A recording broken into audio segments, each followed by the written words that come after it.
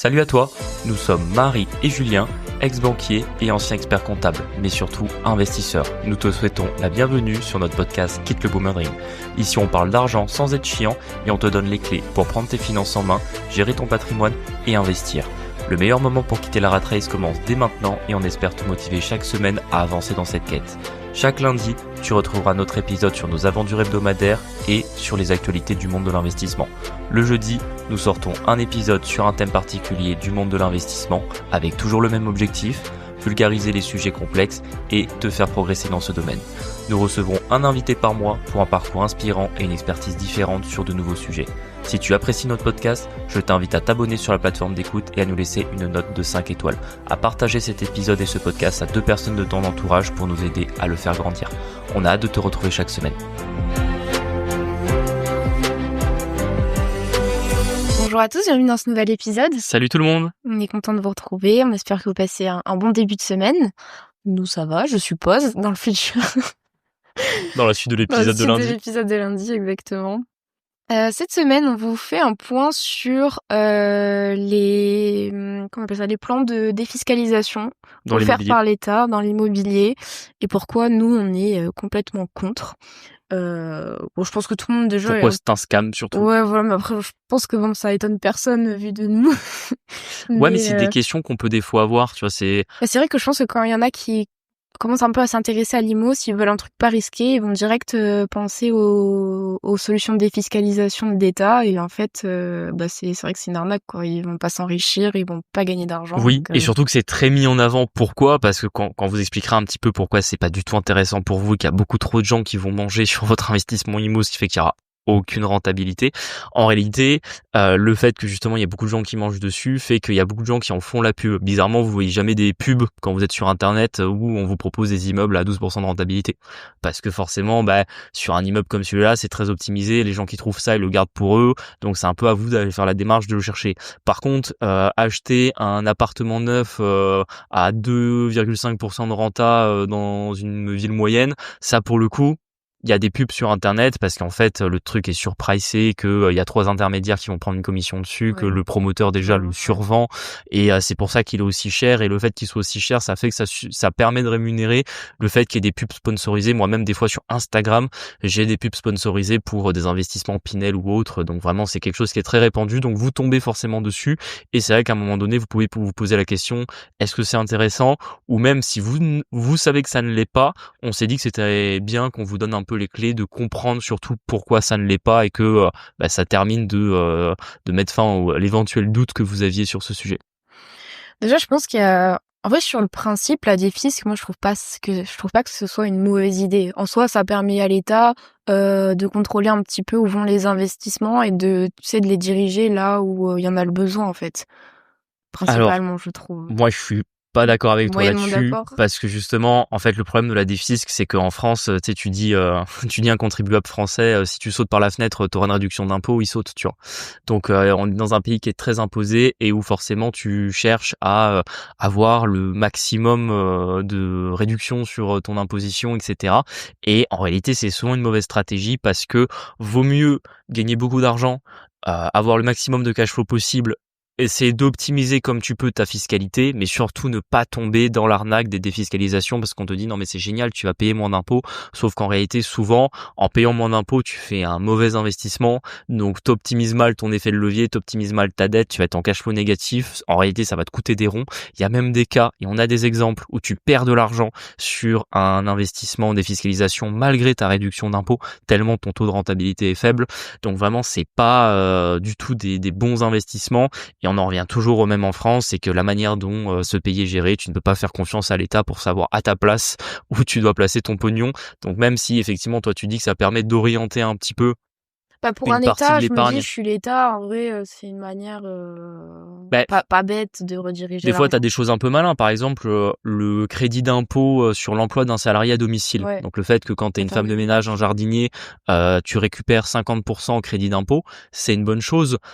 Sauf que en réalité, ils ont fait ça parce que il y avait trop de gens qui payaient leur femme de ménage au black. Du coup, le fait de te mettre une carotte de 50% de réduction dessus, ça permet de te dire, ok, en fait, vaut mieux que je paye ma femme de ménage en déclaré et que comme ça, au moins, je récupère une partie sur mes impôts. Des fois, ça coûtera même moins cher que la déclarer que de ne pas la déclarer. C'est comme ça que l'État voit. Ça, à la limite, c'est malin. Pareil pour les dons aux associations dont on parlait dans l'épisode d'avant. Ouais. Oui, effectivement, c'est intéressant de mettre une réduction d'impôt sur les dons aux associations. C'est quand même quelque chose qui encourage pas mal le fait de donner. S'il y avait pas de réduction d'impôt quand tu donnes à une asso, je pense qu'il y aura encore beaucoup moins de gens qui donneraient à des associations. Mais vraiment, dans l'immobilier, dans la manière dont ce pays traite l'immobilier, les règles là-dedans, dont il développe le parc, dont il le rénove. On a déjà parlé ici des DPE, des règles, des mairies, des plans d'urbanisme, etc. Vraiment, ne pas faire confiance à l'État en termes d'investissement immobilier et ne pas passer par ces lois de défiscalisation. On peut peut-être parler du premier. Je pense qu'il est connu de tous. Et moi, j'ai un exemple dans ma famille de à quel point c'est pas une bonne idée. C'est vrai que c'est le plus célèbre pour le coup. Ouais, c'est la loi Pinel. Est-ce que tu peux expliquer rapidement ce que c'est le Pinel? Ouais, en fait là le but encore une fois, c'est pas qu'on rentre trop dans le détail, mais c'est que vous compreniez un petit peu. On vous encourage pas à le faire, donc on va. Voilà, mais vous compreniez un petit peu ce que c'est et que vous compreniez après pourquoi ça n'est pas intéressant. Surtout, je pense que c'est ça qui vous intéresse. Les investissements Pinel aujourd'hui, ils ont été pas mal recentrés. Autant avant, il y avait des investissements Pinel qui étaient quasiment dans toutes les villes parce que c'était considéré que toutes les villes en zone tendue. Donc il y avait zone A, zone A bis et zone B1. Grosso modo, c'était toutes les grandes villes et toutes les villes moyennes de France. Là maintenant, ils ont supprimé la loi Pinel et maintenant il n'y a plus que la loi Pinel plus.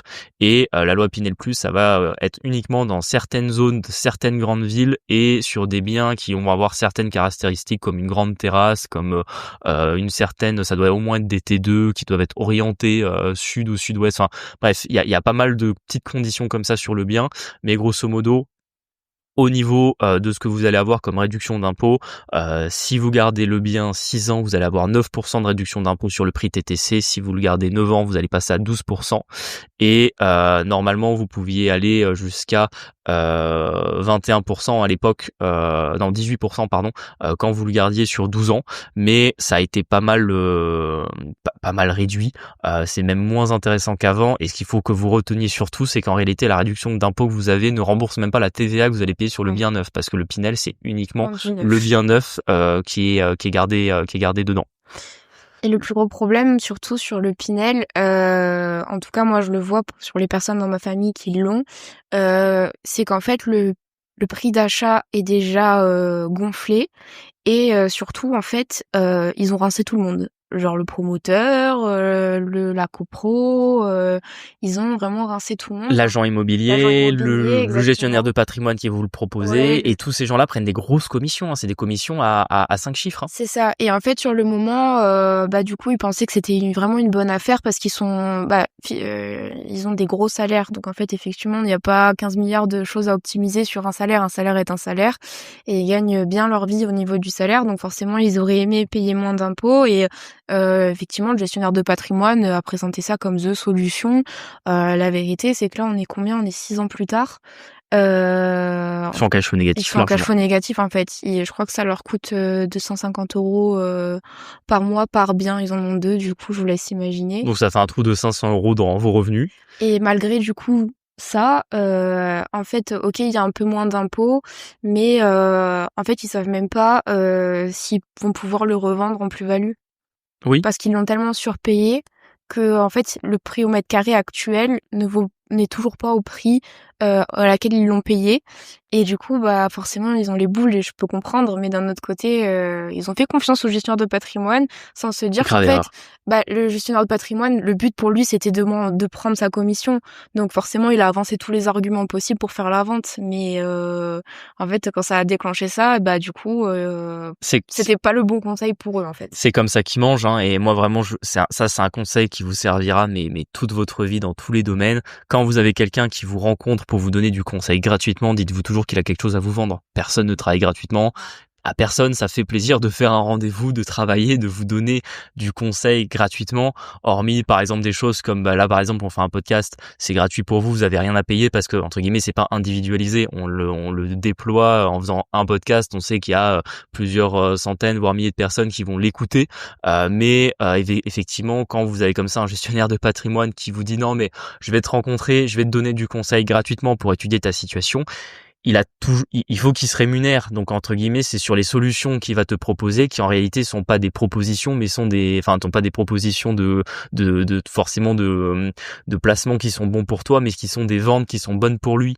Et notamment, souvent, le Pinel, c'est comme ça qu'il est vendu. Et c'est comme ça qu'entre guillemets, les membres de ta famille qui ont investi dans un appartement Pinel se sont fait avoir parce que justement, le gestionnaire de patrimoine, lui, il était là. Non, mais vous inquiétez pas, le rendez-vous de conseil est gratuit. Je vous étudie votre situation. Ah oui, vous payez beaucoup d'impôts. Ben regardez, déjà super solution, vous allez avoir un appartement loi Pinel. Donc déjà il y a un problème effectivement comme tu dis sur le prix au mètre carré à l'achat est surgonflé. Honnêtement, dans des villes où les meilleurs biens dans l'ancien se vendent à 2000 € du mètre carré, vous avez des Pinel qui vont se vendre à 3500 € du mètre carré. C'est-à-dire vous êtes quasiment à x2 sur le vrai prix du marché. Donc faut bien vous dire qu'au moment où vous le revendrez, vous ne ferez jamais une affaire parce que si la ville en 2025 elle a 2000 € du mètre carré, elle passera jamais à 3500 € du mètre carré à horizon 10 ans, faut pas rêver. Et même dans des villes, par exemple Montpellier, c'est un bon exemple. Donc Montpellier, dans les mauvais quartiers, vous êtes à 2000 € du mètre carré, dans les très bons quartiers, vous êtes à 3500 € du mètre carré à peu près. Les appartements neufs en Pinel, vous en avez qui dépassent les 6000 € du mètre carré, voire des fois certains qui approchent les 7000 € du mètre carré. Et c'est pas des biens d'exception, parce qu'effectivement, on peut imaginer un toit terrasse sur le plus beau bâtiment de la ville. On peut imaginer que 7000 € du mètre carré, vous aurez de la demande même au marché secondaire, même en revente dans l'ancien, etc. Mais pas quand c'est un appartement Pinel qui est juste un T2 qui a rien de particulier qui justifie son prix. Vous ne le retrouverez jamais. Donc ça veut dire qu'au moment de la revente, vous aurez une perte. Donc en fait, ce que vous aurez gagné en réduction d'impôt, vous allez le reperdre à la revente sur la moins-value que vous allez faire. En plus, vous n'êtes pas rentable sur votre investissement parce que vous le payez très cher, qu'en plus votre loyer est plafonné, ça souvent on l'oublie, mais effectivement, dans des villes, même maintenant, avec le plafonnement des loyers dans des villes, il y a des appartements Pinel qui sont quand même en dessous du prix du marché. Et nous, c'est vrai qu'à l'époque, on vivait justement dans un appartement Pinel quand on était en location avant de devenir propriétaire de notre RP, et c'est vrai qu'on payait pas spécialement cher pour un T2, enfin on était sous le prix du marché dans la ville où on le payait. Un autre problème que vous allez en plus avoir sur le Pinel, c'est le manque de agilité que vous allez avoir sur votre investissement. C'est-à-dire que comme vous avez des engagements de durée de détention pour bénéficier de la réduction d'impôt, en soi, très peu de leviers où tu peux c'est ça, c'est-à-dire que tu peux pas le vendre avant 6 ans, sinon tu dois rembourser la réduction d'impôt que tu as eue. Au bout des 6 ans, tu décides si tu le vends maintenant ou si tu pars sur 9 ans.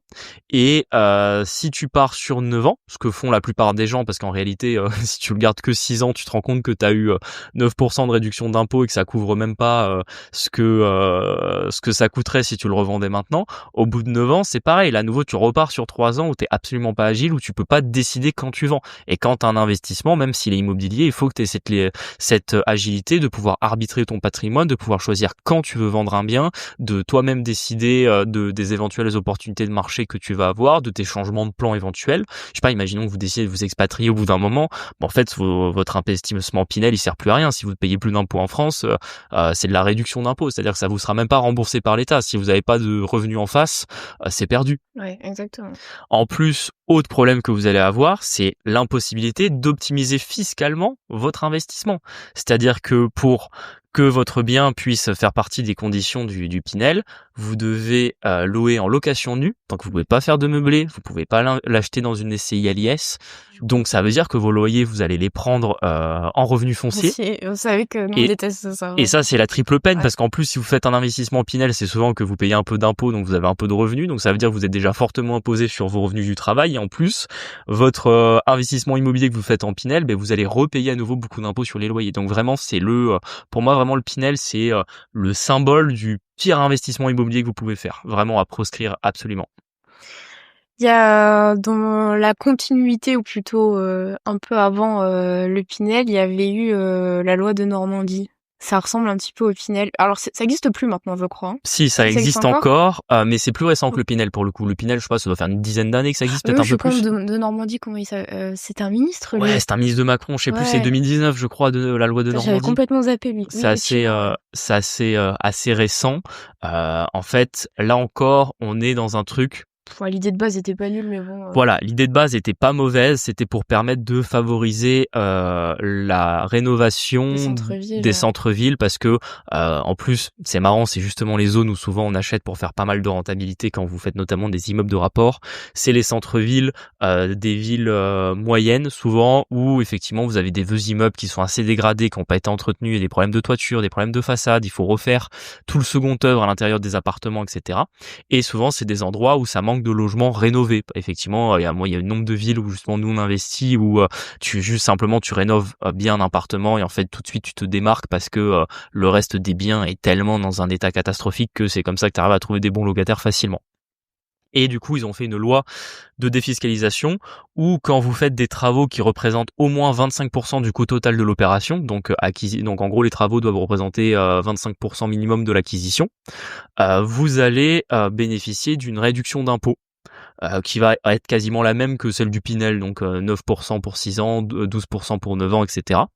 Et le problème, c'est que là encore, vous avez plein de pièges qui vont s'ajouter, c'est-à-dire que déjà, vous êtes plafonné à 300 000 euros d'opération, donc votre opération ne peut pas coûter plus de 300 000 euros et vous pouvez en faire qu'une sur un an, donc ça veut dire que c'est pas pour des grosses OP, ou en tout cas ce qui se passe si votre OP dépasse 300 000 euros, en fait votre réduction d'impôt sera maximum calculée sur 300 000 euros.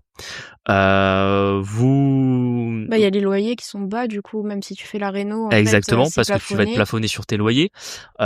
T'es obligé de le faire en revenu foncier, encore une fois, tu peux pas le faire en meublé, tu peux pas le faire en SCI, LIS, etc. Puis le centre-ville, ça se destine quand même à des gens qui, souvent, nous, c'est ce qu'on voit pour les biens qu'on a en centre-ville, en habitation, souvent, ils ont pas de voiture, c'est des petits revenus, quand tu rénoves en plus, ton truc est plafonné, donc, forcément, on appelle ça la Rolls-Royce du locataire ou de l'endroit, tu vois. Oui, puis en plus tu vas voir un peu tous les problèmes, c'est-à-dire que tu es obligé de passer par des entreprises parce que du coup tu vas devoir des agrégations, etc. Exactement, parce que tu vas devoir justifier des factures des travaux que tu as fait. Si par exemple tu fais les travaux toi-même, c'est pas possible, moi, etc. En fait, en plus tu es dans un truc qui est assez contrôlé et en plus, encore une fois, t'as un engagement de conservation de ton bien. On en revient au même. T'as pas d'agilité sur si tu veux décider de arbitrer, de revendre, d'aller sur autre chose. Donc vraiment pour moi pareil, c'est pas du tout intéressant. La loi Censi-Boulevard, ça date d'un petit moment parce que je me rappelle, j'avais fait mon rapport de stage de licence dessus. Et alors ça aussi, sur le principe, c'était pas nul, mais en fait, je pense qu'il faut vraiment avoir les reins solides pour ce genre de choses. En fait, c'est quand vous investissez dans une chambre en EHPAD, principalement. Oui, ou ça marche aussi pour les résidences étudiantes ou de tourisme. Ouais. Et le problème, c'est que là encore, vous rincez tout le monde. L'agent immobilier, surtout le promoteur, le mec qui gère surtout. Le gestionnaire. Et les charges, vous avez aucunement la main dessus en fait. C'est ça. C'est-à-dire que là vraiment pour moi, si je devais faire mon top des pires lois de défiscalisation en France, vous auriez en top 1 le Pinel et en top 2 vous auriez la loi Censi-Bouvard. Ça aussi. Moi, j'avais des clients qui avaient ça, mais c'était ça me faisait de la peine pour eux, en fait. 2% de rentabilité. Franchement, vous voyez des trucs en mode à un moment donné le livret A était plus rentable que ce type d'investissement. Ça en plus je connais bien parce que ça faisait partie des trucs qui me gonflaient un peu quand j'étais banquier, mais la banque en fait vendait des investissements en loi Pinel, vendait des investissements en loi Censi-Bouvard et vraiment moi j'en faisais jamais. D'ailleurs c'est un truc qui m'était reproché parce que vraiment je trouvais ça tellement pas intéressant. Vraiment c'était pour moi le plus mauvais conseil que je pouvais délivrer à un client. Et le problème que vous allez avoir là-dessus, c'est que encore une fois on joue sur la crédulité des investisseurs et sur leur manque de connaissances. C'est pour ça qu'on fait un podcast un peu sur ce sujet parce que justement la loi Censi-Bouvard, vous faites de la location meublée. Donc en fait partout vous voyez location meublée c'est génial, vous payez moins d'impôts, etc. Et là votre banquier vous dit mais vous voulez faire de la location meublée, mais regardez j'ai une loi sans 6 pouvoirs pour vous, est-ce que vous voulez pas l'acheter, tu vois? Faites mes chiffres de l'année. Et le problème, c'est qu'en fait, effectivement, vous allez avoir une réduction d'impôt de 11% du prix du bien, mais encore une fois, qui est plafonné à 300 000 €. Vous pouvez éventuellement récupérer la TVA sur l'acquisition. Ça peut être un peu intéressant, mais ça veut dire surtout que vous allez payer la TVA sur les loyers, que vous allez devoir payer un comptable pour faire la déclaration de TVA. Donc, si c'est un investissement à 400 € par mois, ça va vite vous coûter cher. L'autre problème principal que vous avez, c'est qu'en fait, vous faites un bail commercial. Donc, c'est-à-dire que comme justement, vous achetez une chambre dans une résidence, en fait, il y a un exploitant qui gère l'intégralité de la résidence et vous avez un bail commercial avec lui pendant 9 ans pour qu'en gros, il gère le bien pour vous. Donc, en gros, tous les mois, il vous verse un loyer, je sais pas moi, de 400 € par exemple. Mais des fois, je sais pas moi, vous avez acheté la chambre 300 000 € et vous allez avoir un loyer de 400 €, tu vois. Donc, vous êtes à 1,5, 2, 3% de renta peut-être. Et c'est surtout que si l'exploitant fait faillite, vous perdez. Vous êtes cuit parce qu'en fait vous avez plus de loyer et en fait vous pouvez pas récupérer votre investissement. C'est-à-dire c'est pas comme un appartement où vous pouvez décider de changer de locataire, vous pouvez décider d'y habiter. Ah non, vous n'avez pas le droit d'aller habiter dedans. En général c'est interdiction à la résidence principale ce type de bien. En plus souvent au bout de 9 ans vous devez vous devez remplacer tous les meubles parce que par contre vous devez vous-même financer les meubles qu'il y a à l'intérieur. Donc ça vous rajoute un coût. Vous allez quand même avoir toujours des petits travaux d'entretien dans l'immeuble qui vont vous être imputés, certaines charges, je ne sais pas pourquoi vous allez devoir payer, la taxe foncière qui reste à votre charge, ça aussi, nous dans le bail commercial, on vous explique partout que c'est génial le bail commercial, la taxe foncière, vous le faites payer par le preneur.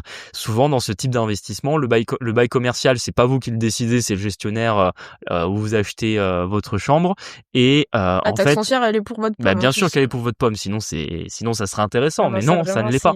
Donc vraiment, c'est moi, je l'ai vu des clients qui avaient calculé, 3,5 de rentabilité, qui s'étaient dit que ça valait le coup, machin, parce que les taux d'emprunt étaient à 1% et tout. En réalité, à la fin des fins, ils sont, même une fois que tu déduis le fait que, certes, tu vas peut-être pas payer d'impôts pendant pas mal d'années parce que c'est du loueur en meublé non professionnel, etc. En réalité, tu fais 2,5 net sur ton bien, quoi. La loi Malraux, alors ça, on en a rencontré. En fait, nous, on a acheté des biens qui étaient avant en loi Malraux. Oui, c'est très vieux la loi Malraux. C'est très vieux. Je sais, est-ce que ça s'utilise encore? Je sais même pas trop. Mais en fait, c'est vraiment pour ceux qui ont vraiment qui sont très imposés, je pense, des hauts revenus. Et en fait, souvent, nous, à chaque fois, c'était des Parisiens, en fait, où ils savent même pas qu'est-ce qu'ils achètent. Genre, c'était juste un truc dans une pampa, là, dans le sud. Et en fait, il y a eu quand même une vague sur certaines villes. Je pense que c'est parce qu'ils ont commencé à faire ça quand ça a été mis en place. Et tu te rappelles, genre, au tout début, quand on investissait, il y avait plein d'immeubles qui étaient des lois Malraux. Et en fait, ils vendaient tous au bout d'un moment parce que, ils arrivaient au bout du système.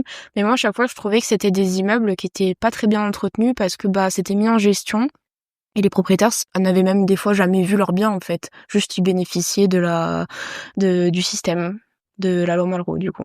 Je suis assez d'accord avec toi, les principaux problèmes que vous allez avoir dessus, c'est déjà vous faites des travaux dans des secteurs sauvegardés, vous devez passer par les architectes des bâtiments de France. On va pas se mentir, la plupart du temps, les lois Malraux, quand vous les faites, c'est pas vous qui gérez les travaux. Là encore, c'est un gestionnaire qui va se rincer, qui va faire la maîtrise d'ouvrage pour vous, etc. Donc encore une fois, vous payez très cher. Souvent, le prix de revient au mètre carré, il est complètement décorrélé du marché local parce que vous allez payer 4 000 € du mètre carré dans un endroit où ça vaut 2 000.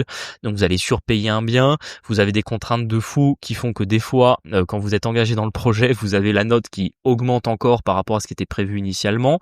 Vous devez louer en location nue pendant 9 ans obligatoirement après la fin des travaux, c'est-à-dire que là encore une fois vous avez aucune agilité sur la revente de votre bien. Le seul truc qui est un petit peu sympa, c'est que vous avez de 22 à 30% de réduction d'impôt sur le montant des travaux. Ça c'est quand même ce qui fait que c'est pas la pire loi des fiscs pour moi, mais pour moi ça compense pas ces inconvénients, notamment le fait qu'encore une fois vous allez avoir une rentabilité ridicule parce que vous achetez beaucoup trop cher dans un endroit où le marché est pas aussi élevé que ce que vous allez payer, quoi. Il y a son petit cousin que je parle rapidement ici, c'est la loi monument historique. Okay. Qui est quasiment pareil, mais qui est vraiment pour des bâtiments qui sont classés monuments historiques et qui est encore pire parce que là vraiment vous avez les architectes des bâtiments de France qui vont vous demander d'engager des tailleurs de pierre, d'engager des professionnels où déjà ils ont du délai de fou sur leur capacité à pouvoir faire des chantiers. Qu'en plus ta fenêtre en bois tu la gardes en fait. Ouais, exactement. C'est-à-dire que vraiment ça va être très très très compliqué de pouvoir terminer ce genre de projet. J'ai vu des investisseurs investisseurs quasiment qui avaient dû payer le double de ce qu'on leur annonçait. Donc déjà sur le prix annoncé au départ, si par exemple ils devaient payer 400 000 euros en appart, c'était déjà 150 000 euros trop cher par rapport au prix du marché, et à la fin ils étaient à 700 000 euros pour un appartement qui était dans une ville où ce type d'appartement valait 250, tu vois. Alors certes c'est un bâtiment classé, c'est des beaux bâtiments, d'un point de vue patrimonial c'est sympa, mais vous aurez aucune rentabilité dessus, et en fait simplement gardez ce genre d'investissement, parce que si vous le revendez, vous ne retrouverez jamais vos billes malgré les réductions d'impôts que vous aurez eues. Donc vraiment, moi aussi, pour moi, c'est des trucs qui sont à éviter, c'est des usines à gaz, et en gros, vous faites plaisir à l'État en rénovant à sa place et avec votre pognon des bâtiments jolis dans les centres-villes, mais vous aurez jamais le retour sur investissement, quoi. Le dernier dispositif, on en parle rapidement. Moi, j'ai jamais rencontré, je t'avoue, c'est Locavantage ou C'est COS aussi, ouais, je c'est crois. l'ancien. Jamais rencontré celui-là, par contre. C'est une réduction d'impôt, en fait, non? Ouais, alors il est peu utilisé. Alors nous, on avait failli acheter des immeubles qui étaient des fins de défiscalisation COS, et justement le problème qu'on avait eu, c'est que les loyers étaient tellement bas qu'en fait, Ouais, c'était le locataire qui allait pas partir en plus. exactement, c'est des locataires qui voulaient pas partir parce qu'en fait, Ouais, c'était le tellement bas. dispositif COS, c'est grosso modo, vous avez un abattement fiscal sur vos loyers. Encore une fois, c'est uniquement en revenu foncier. Donc encore une fois, pas de SCLIS, pas de loueur en meublé non professionnel. Et en plus, du coup, vous louez moins cher. Donc en général, vous avez un prix au mètre carré de location qui est plafonné. Donc ça va être facile de trouver des locataires parce que pour le coup, vous allez être moins cher que tous les autres sur le coût de la location. Ouais, t'es pas rentable en fait, du coup. Qu'est-ce qu'il y a ? T'es pas rentable. Bah c'est ça, t'es pas rentable parce que du coup tu loues vraiment pas cher, et même si t'as un abattement sur tes revenus fonciers, certes ça évite que tu te fasses exploser par par l'imposition, mais en réalité comme tu loues déjà très bas, bah tu t'assois sur une grosse partie de ta rentabilité. Donc là encore t'as une rentabilité ridicule, pas de cash flow, et allez, si tu payes un petit peu moins d'impôts. Et en plus des fois au niveau de la revente ça peut être une problématique parce que par exemple tu dois prendre une convention avec l'ANA, Oui, avec donc l'ANA, l'Agence ouais, nationale de l'habitat, pendant 6 ou 9 ans. Donc encore une fois, tu peux pas revendre avant 6 ou 9 ans, donc t'as pas d'agilité sur ton bien. Et quand tu revends, nous ça a été le cas, c'est que nous on avait négocié à mort le bien immobilier parce qu'en réalité, par exemple, les locataires louaient 250 € des appartements qui coûtaient 400 € sur le marché classique de la ville. Donc en fait, moi j'ai acheté ça. On m'a dit oui, mais vous pourrez augmenter les loyers des locataires.